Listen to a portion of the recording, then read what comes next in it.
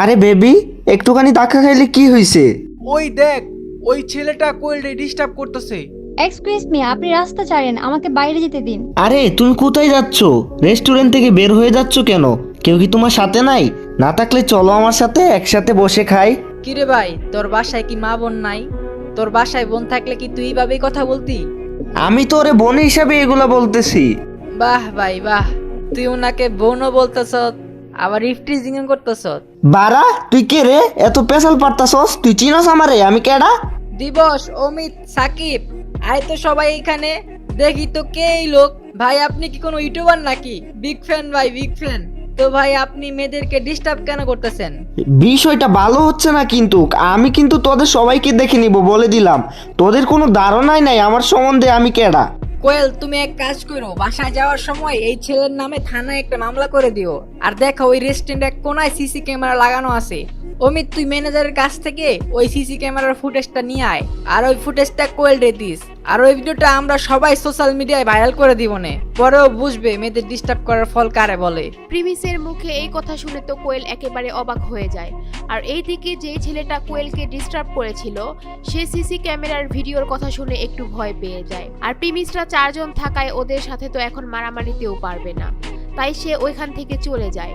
কিন্তু যাওয়ার আগে সে একটা কথা বলে, আমি তোদের সবাইকে দেখে নিব, এখন যাচ্ছি, ঠিক আছে? তোরা পরে বুঝবি এটা। এরপর সেখান থেকে ছেলেটি চলে যায়। আর এইদিকে প্রিমিস আর তার বন্ধুরা রেস্টুরেন্টে খাওয়া দাওয়া শেষ করে তারা চলে আসে তাদের হোস্টেলে। হোস্টেলে আসার পর রাতের বেলা তারা শুয়ে শুয়ে মোবাইল চালাচ্ছিল। তারা টাইম পাস করার জন্য একটা অ্যাপসের মধ্যে ঢুকে, আর সেখানে লাইভ স্ট্রিম করতেছিল তাদের কলেজের এক বান্ধবী, আর তার নাম ছিল বিলকিস। তারা যে অ্যাপসের মধ্যে স্ট্রিম দেখছিল সেখানে সবাই তাদের রিয়েল প্রোফাইল দিয়ে স্ট্রিম দেখছিল আর কমেন্ট করছিল, কিন্তু প্রিমিস একটি ফেক আইডি থেকে স্ট্রিম দেখতে থাকে। হঠাৎ প্রিমিসের বন্ধু সাকিব ওই স্ট্রিমের মধ্যে বিলকিসকে 100 টাকা দামের 2টি ইমোজি পাঠায়। এটাকে অনেকেই সুপার চ্যাট বলে থাকে। যারা টাকা দিয়ে ইমোজি সেন্ড করে তারা একটি করে কমেন্ট করতে পারে, আর তাই সাকিব টাকা খরচ করে 1টা 2টা করে ইমোজি সেন্ড করছিল আর বিলকিসকে পটানোর জন্য ভালো কমেন্ট করছিল। হেই বিলকিস, আমি সাকিব। তুমি লাইভে কখন আসবে সেটার জন্য ওয়েট করতেছিলাম।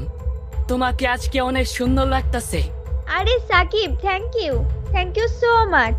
এর কিছুক্ষণ পর ওই লাইভে আকাশ নামে একটা ছেলে জয়েন করে। তারপর সে 1000 টাকার দামের একটি ইমোজি সেন্ড করে এন্ড কমেন্টে বলে, কিরে সাকিব, গরিবের বাচ্চা, টাকা কি বেশি হয়ে গেছে নাকি? তুই আবার কোয়েট থেকে সুপার চেট দেওয়া শুরু করলি।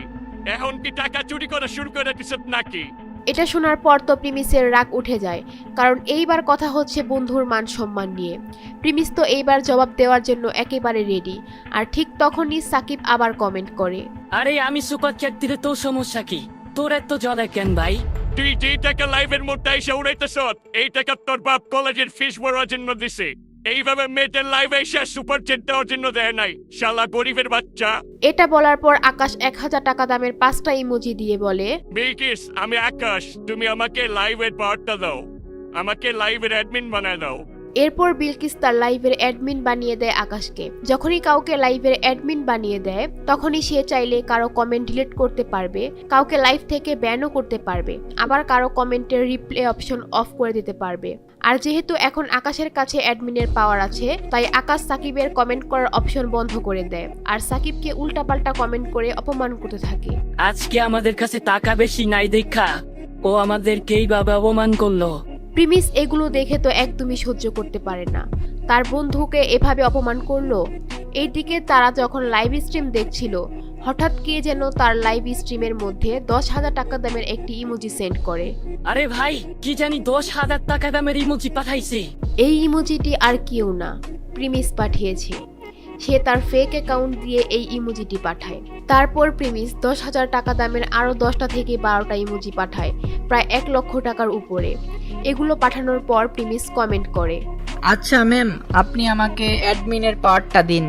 অ্যাডমিনের পাওয়ার পাওয়ার পর সর্বপ্রথম আকাশের কমেন্ট করার অপশন বন্ধ করে দেয়। তারপর তার সব কমেন্ট ডিলিট করে দেয় আর তার বন্ধু সাকিবকে আবার কমেন্ট করার অপশন চালু করে দেয়। সাকিব তার পাশে বসেই জানতে পারল না যে এই কাজটা তার বন্ধু প্রিমিস করছে।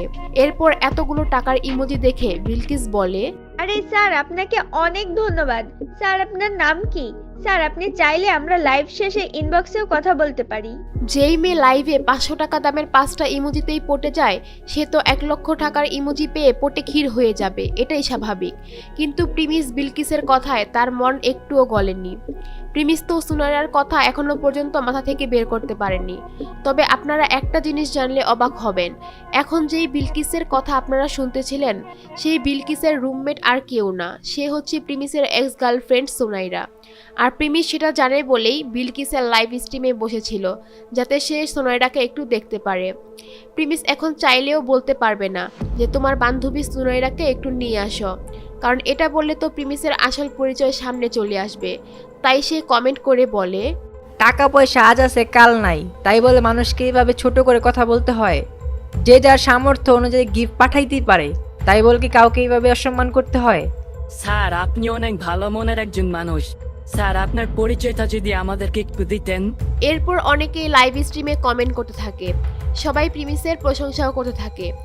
অনেকেই তার পরিচয় জানতে চায়, কিন্তু প্রিমিস তার পরিচয় গোপন রাখে। আর বিলকিসের এই লাইভ স্ট্রিমটি আবার তার বান্ধবী সুনাইরা দেখতেছিল। বিলকিসের লাইভ স্ট্রিমে এত টাকার ইমোজি দেখে সুনাইরা বিলকিসের কাছে এসে বলে, দোস্ত আমার ওনার সাথে পরিচয় করা দে, আমি ওনাকে আমার লাইভ দেখার জন্য ইনভাইট করি, তুই আমার কথা একটু ওনাকে বল। হ্যালো স্যার, আপনার নাম তো জানি না। আচ্ছা যাই হোক স্যার, আমার বান্ধবী সুনেরাও লাইভ স্ট্রিম করে। স্যার আপনি চাইলে ওর লাইভ স্ট্রিমেও জয়েন করতে পারেন, ও আমার সাথেই আছে, আপনি চাইলে ওর সাথে কথা বলতে পারেন। কি হবে এখন? প্রিমিস বিলকিসের লাইভ স্ট্রিম দেখবে নাকি এর আগেই চলে যাবে? আর যদি লাইভ স্ট্রিম দেখেও তাহলে কি প্রিমিস তাকে অপমান করবে? আর সুনাইরা বা কি বলবে লাইভের মধ্যে? সেগুলো জানতে চাইলে ও পরের পার্ট দেখতে চাইলে দিবস গেমিং এর ইউটিউব চ্যানেল সাবস্ক্রাইব করেন।